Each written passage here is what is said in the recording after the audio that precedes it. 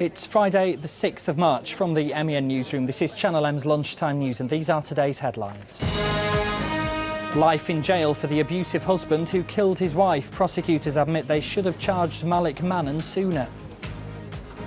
After he'd attacked her 25 times, on September the 11th last year, he finally went on to kill her, stabbing her through the heart with a kitchen knife at her home in Charlton Road in Levenshulme.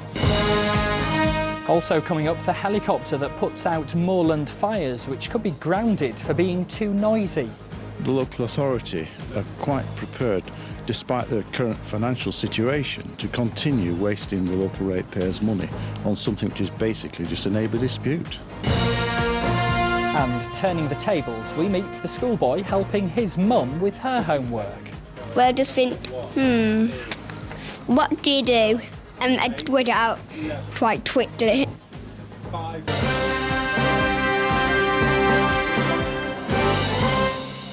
Good afternoon. First this lunchtime, a taxi driver who stabbed his own wife to death in Levenshulme last September has been jailed for life. Malik Manan has been told he'll spend at least 17 years behind bars for the murder of Sabina Akhtar. The Crown Prosecution Service has admitted it should have acted to charge him sooner after she complained of abuse and said she feared for her life. Sabina's niece says if that had happened, she could still be alive today. Following the case for us at Manchester Crown Court is Ben Bland. Before her death, Sabina Akhtar told police of her husband, "I genuinely believe that if he gets the opportunity, he will not hesitate to kill me." And sadly, that chilling prediction came true. Reaching one of the quickest guilty verdicts ever in a murder trial in Greater Manchester, a jury took just 20 minutes to find taxi driver Malik Manan guilty of murdering his wife. After he'd attacked her 25 times, on September the 11th last year, he finally went on to kill her, stabbing her through the heart with a kitchen knife at her home in Charlton Road in Levenshulme. The Crown Prosecution Service is apologising to Sabina's family, saying its lawyers were wrong not to prosecute Manan after his wife had reported the violence. She'd even said to police, "I'm happy to support any prosecution in this case and even give evidence against my husband in court." Sabina, who was 26, married Manan in Bangladesh 5 years ago. But after they moved to England, he turned violent towards her and lied about an ongoing relationship he was having with another woman. He punched, kicked, even jumped on Sabina, sometimes in front of their young son. Last July, Sabina called police who arrested him, but Manan was released on bail after prosecutors dropped the case against him, leaving him free to stalk, threaten and ultimately kill his wife. The tragedy of all this is that in her situation, Sabina had done everything by the book. She'd reported the violence to the police and was even bravely prepared to give evidence against her abusive husband. But she was let down by the system, the CPS admitting its lawyers were wrong not to prosecute and say they've now taken steps to make sure this doesn't happen again. After the verdict yesterday, Sabina's family left court in tears, perhaps wondering to themselves if her pleas for help had been listened to, would she still be alive today? Ben Bland, Channel M News. Peter Mandelson has had green custard hurled in his face by a climate change protester. This is the moment a Sky News cameraman caught the business secretary being ambushed by the anti-Heathrow demonstrator as he arrived at a summit to discuss the low-carbon economy in London. Layla Dean from the group Plain Stupid says she did it as a protest against plans for a third runway at the airport. A mother and her daughter from Whalley Range have been told to repay every penny of the £600,000 they fraudulently claimed in benefits. Enid and Lorraine Bell spent 12 years using false names and addresses to collect the money they spent on 8 houses and a fleet of luxury cars. They were only found out when Lorraine was pregnant and didn't give her real name to hospital staff. A deal's being hammered out that could see taxpayers taking a greater share in Lloyds Banking Group. Bosses want the government to underwrite £250 billion of loans before they start lending money more easily to new customers. It's not yet clear whether any agreement will be reached. Pressure's being put on the government to make it illegal for workers to be blacklisted. The Information Commissioner, who's in charge of making sure data about us isn't misused, has closed down a firm it says has been selling on personal details about building workers, including their union activities. It says information on 3,000 staff was held and around 40 construction companies would use the firm to check out potential new employees. Some of the descriptions written on records included trouble causer, Communist Party and do not touch. Well, with me now is Steve Aitchison from Denton here in Manchester, who says he's one of those who was blacklisted. Steve, good afternoon. First of all, what made you believe originally that you'd been put onto this blacklist? Well, it's after winning a tribunal victory in 2000, and it was a huge tribunal, that it soon became evident that work was drying up for me. And prior to that, I was securing work on the most prestigious of contracts, i.e. the Channel Tunnel. All of a sudden, work became very scarce, And the few occasions I did secure employment, the employers I worked for was being pressured by other employers to remove me from site. What was the effect on you and your co-workers when you were struggling so much to find work like this? Well, the effect, you suffered immense hardship, and it's not the measurable cost, i.e. the money that you've actually lost, it's that cost that you can't count, and the stress and pressures on the families, and obviously there is inevitable hardship, and especially a persecution complex comes into it, the fact that this employment isn't by accident, it's deliberate and it could be permanent. Now, for so long you'd been saying that you were worried something was going on. It must have been quite difficult to make yourself heard and get people to listen to you about that. Well, it certainly was, and because of what was happening to me, not just as a trade unionist but as a family man, I had to take some consider serious action, and I campaigned for 2.5 years vigorously, along with two other lads that was unfairly dismissed due to a blacklist, and then we campaigned and we finally secured a tribunal victory through comment from a chairman that not only was a blacklist existing in the industry, but that we was on that list and had suffered a subsequent long-term detriment. Today's action from the Information Commissioner, shutting down this firm and coming out and saying, what they think was going on. How pleased are you that they've now come out and they're effectively saying what you've been saying all along? Well, I'm delighted, and after a long time, and something that is very hard to prove, and it has been for maybe 40, 50 years, it's always gone on, these blacklisting, especially if trade unions, this discriminatory act against individuals. We're delighted, and I can't thank the investigatory team enough, for their investigation reaching fruition on Monday, And what would you like to happen now? Well, I'd like to think that a lot of decent lads, young lads with young families, can now have the equal opportunity afforded in the Human Rights Charter to secure employment on a level footing without such discrimination and detriment. OK, Steve Aitchison, thank you very much for joining us this lunchtime. Next, it's been described as a hidden problem that means youngsters are losing out on their childhood. Thousands of children are caring for family members here in Greater Manchester, and some of them are as young as just 8. Claire Fallon has more on this. You taking your tablet yet, Mum? While most of her friends are obsessing about boys and stressing about schoolwork, Kellyanne Gannon has other things to worry about. Her mum has a debilitating heart condition, so Kellyanne looks after her, from helping her wash to taking care of the housework at their Stockport home. It's a far cry from the life of most 13-year-olds. I'll help her cook the food. I'll sit in the bathroom with her while she's having a bath. I take Callum to school for her because he goes to stay in school. Make sure I shed her tablets in the morning. Put the washing out for her. Make sure all the dishes are done. And then I don't know what else I do because it just seems life now. If I didn't do it, she could be more ill. She couldn't probably want to get up or anything like that. So it's just a thing for me that I've done it for that long that it's just part of life now for me. She's basically my backbone. It upsets me because she's only 13 and she should really be out and about with her friends. Across Greater Manchester, there are thousands of children in Kellyanne's position. But while she gets help at school and from a support group, others are left to struggle on alone. It's reckoned a quarter of young carers leave school with no qualifications, with many of the councils in Greater Manchester not having accurate figures on the number of young carers in their areas. Children's charities say the situation amounts to a national crisis. Claire Fallon, Channel M News. Cristiano Ronaldo is being criticised for using a disabled parking space for his Bentley while visiting an Italian restaurant. The Manchester United winger's vehicle was spotted in the South Street car park in Alderley Edge. Campaigners against such spaces being abused have described his behaviour as selfish. Scientists say increasing how much exercise you get in middle age could extend your life by as much as giving up smoking. They've been studying more than 2,000 men from the age of 50. Those who do more than 3 hours of sport or heavy gardening each week were found to live for more than 2 years longer than those who did less activity once other factors were taken into account. A helicopter that's previously been used to put out moorland fires is under threat because it causes too much noise for neighbours. It's been a long battle for Pennine Helicopters in Oldham, which is facing yet another public inquiry over the issue. Beverly Walkton has more details. Captain Chris Ruddy has lived in this remote spot in Oldham for most of his life. Flying helicopters for leisure and for the emergency services is his livelihood. Early identification of a fire is absolutely critical. So the helicopter can get to the scene, it can locate the fire, it can decide what sort of fire it is, and then decide on what sort of resources are needed to deal with it.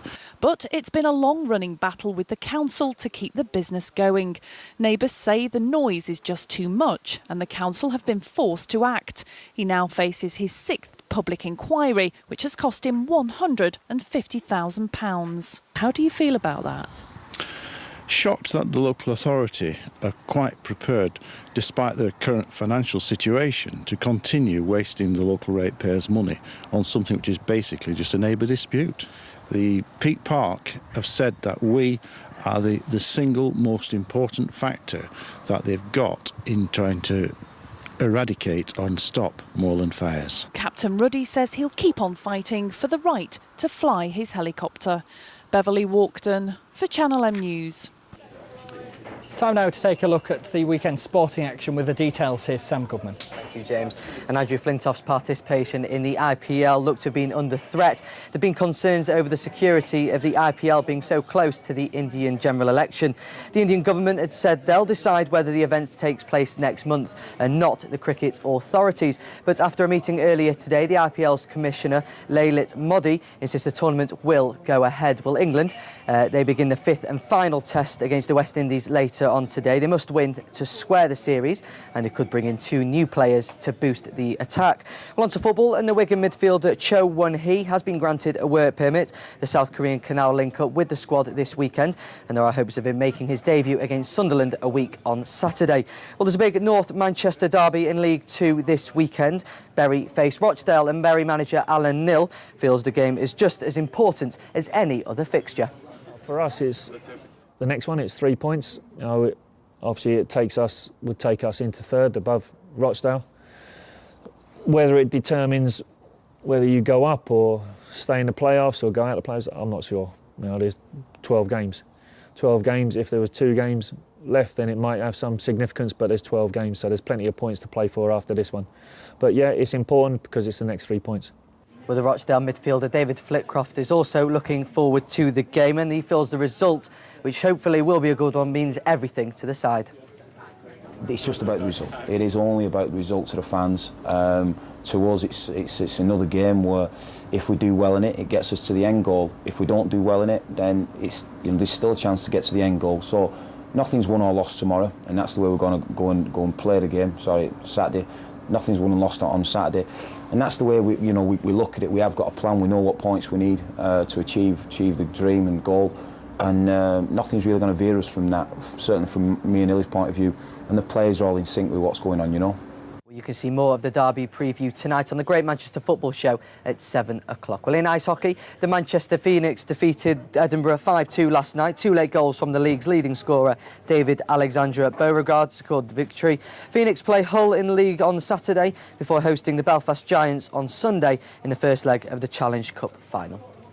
Well, in rugby, Salford have banned 3 fans from travelling to away games for the rest of the season. There'd been a number of incidents at the Castlefield game last week. And Sale Sharks have signed Gloucester prop forward Jack Forster, the 21-year-old who was born in Wigan, will join up with his new teammates at the end of the season. And the Sharks take on Newcastle in the Guinness Premiership on Sunday. And the winger David Docherty knows his opponents are a tricky team to beat. A massive game. They've been playing really well. I think they're playing with the ball a bit more. They've got a lot of confidence in the side. They've got a rugby league winger who's come over from Leeds, Danny Williams. I know him very well, very good player.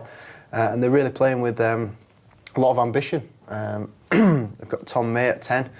He's having a cracking season, and yeah, we'll be looking to hopefully get some points from that too. Two guys that really have put their name forward in the last few months in the Games Premiership and with the England Saxons. One's Phil Dowson, their captain, and the second one is Rory Clegg.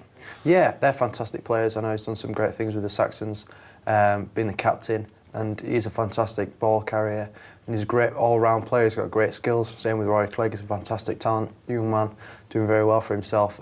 We just need to, like I said before, concentrate on what we're doing. We'll obviously be marking those players, and if we can play our game, you know, that's what matters to us really. It's really exciting. We just keep saying, you know, we've had like 12 games to go, 11 games to go, and that's what we focus on really. Hopefully, you know, this season we're going to mark it on if we can get some silverware, and these games going up will hopefully put us in a good position, you know, for the semis, and then we'll go from there. And I think the boys are really excited and we're all gelling together, and we just really want to see these big games come up, and this is the start of them against Newcastle.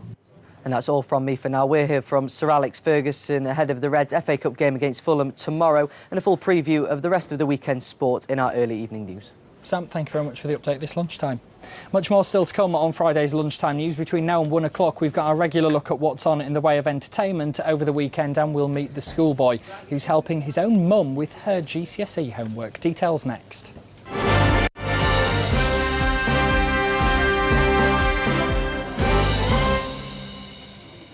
Welcome back to the Lunchtime News. A quick reminder about our website, channelm.co.uk. You can always log on there to watch this programme again and all our other reports as well. On there right now, reaction from a priest in Dukinfield after the go-ahead was given for a crematorium to power its heating from the building's furnace, and memories of the miners' strike 25 years on from a worker who was on the picket line. That's at channelm.co.uk. A taxi driver who stabbed to death his own wife in Levenshulme last September has been jailed for life. Malik Manan has been told he'll spend at least 17 years in prison for the murder of Sabina Akhtar. The Crown Prosecution Service has admitted it should have acted to charge him sooner after she complained of abuse and said she feared for her life. Sabina's family made an emotional statement outside the court shortly after the sentencing. No words can really help to ease the loss of our beloved Sabina. Sabina was loved very dearly by all of her family members and friends. She was a brave woman and was devoted to her only son, who is now under foster carers. We will miss Sabina very much. Anyway, we are now satisfied that justice has been done and the killer deserved the punishment for the crime he has committed. Sabina's parents blamed CPS for their wrong decision not to charge Malik Manan at an earlier stage. This was simply negligence. That's what I have to say. Ken Clarke has criticised Gordon Brown's trip to America this week. The senior Conservative has used a visit to Bury to attack the Prime Minister's role in the global recession. Gordon helped create it. Gordon's plainly out of his depth trying to respond to it. And actually it makes us faintly ridiculous when he takes time off to go and spend half an hour with President Obama and try and persuade us all that he's going to lead the global economy out of problems. Obama wasn't there when we made all these mistakes, and he knows as well as you and I do that Gordon Brown was right in the middle of it and bears some of the blame. A young boy from Cheadle-Hulme who's astounding teachers with his maths skills is helping his mum sit her GCSE. Ben Hayward, who's a pupil at Greenbank Prep School, has already won a gold award in a primary school maths challenge. Beverly Walkton has been to meet him. That's Ben Hayward, and at just 8 years of age, he's already shaping up to be a mathematical genius. In fact, he ranks in the 0.1% of the population for intelligence. Now, this is his mum, Sue, who's sitting a GCSE next year, and Ben's been helping her out with a few mathematical problems. So, Sue, how long has Ben had this exceptional talent? We first noticed it. He was around 18 months old. He could recognise quite large numbers that you wouldn't expect a child of that age to know. And we also had a dartboard, and from being probably about 2.5 to 3, he used to be able to work out the scores faster than I could put them in onto a calculator.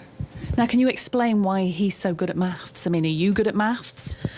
Well, no, because I'm doing my GCSE next year, so I've always struggled with maths at school, so I don't know where he's got this gift from. What do you like so much about maths? I don't know, just I like it. I don't know why. And what goes through your head when you see a mathematical problem? Do you think, oh, I can't wait to get stuck into that? Well, I just think, what do you do? And I'd work it out quite quickly. Does that make you feel proud of yourself? Well, the other people are good, but yeah, it does. Fantastic. Well, that's Ben Hayward. He's a mathematical genius, and you saw him first here on Channel M. Right, being a Friday, time now to take a look at our weekly guide at what's coming up over the weekend. With me is Neil Selby from citylife.co.uk. Neil, it's a big weekend if you're a fan of guitar bands. It definitely is, in big venues. You've got Franz Ferdinand at the Academy tonight, Snow Patrol tomorrow, and best of all, Killers, big band now, Monday, Tuesday playing the Arena. But there is an antidote if that's not your thing. Little Boots, young Victoria Hesker from Blackpool, a synth chick. Might be this year's Ting Ting. She's playing Night and Day tomorrow. Give us an idea of the big films on at the cinema as well this weekend. I think the big one is Watchmen. It's from the Dave Gibbons graphic novel. I'm told it's deep and violent and dark. It makes Batman the Dark Knight look like a kid's picnic. And very briefly, a nice feel-good theatre show coming up as well. Yeah, looking ahead to Tuesday, I think Singing in the Rain at the Palace, there for about 10 days. And doo-ba-doop-doop-doop. You've got it. Everyone loves it. Sing-along classic. We'll look forward to that, Neil. That's on next week. And details on that and many more things at the citylife.co.uk website. Do check it out. Time now to take a look at the weekend weather forecast. Here's Michelle Eagleton.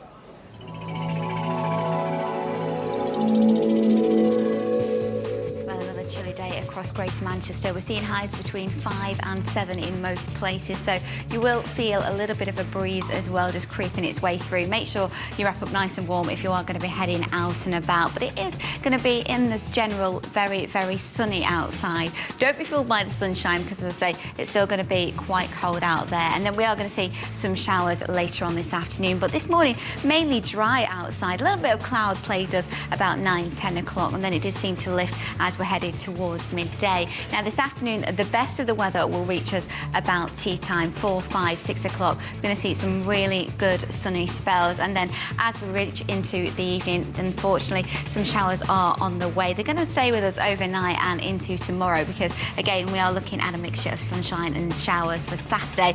Sunday, Monday and Tuesday very, very rainy indeed. Get your brollies out, you're going to need them, although temperatures increasing to 11 on Tuesday.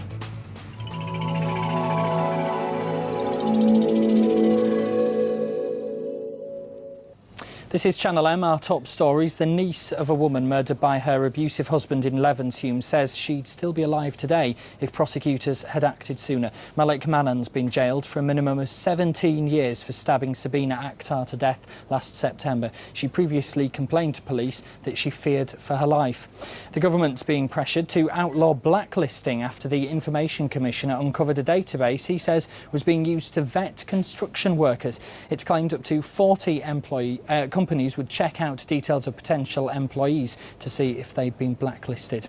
Peter Mandelson has had green custard thrown over his head by a climate change protester. The business secretary was arriving at a summit on cutting carbon emissions in London when the demonstrator attacked him. A mother and her daughter from Whalley Range have been told to repay every penny of the £600,000 they fraudulently claimed in benefits. Enid and Lorraine Bell spent 12 years using false names and addresses to collect the money they spent on 8 houses and a fleet of luxury cars. They were only found out when Lorraine was pregnant and didn't give her real name to hospital staff. Those are today's headlines, and that was the Lunchtime News. We'll have more on all those stories with Andy Crane from 5 o'clock tonight, but from me and the rest of the Lunchtime team, have a good weekend. Bye-bye for now.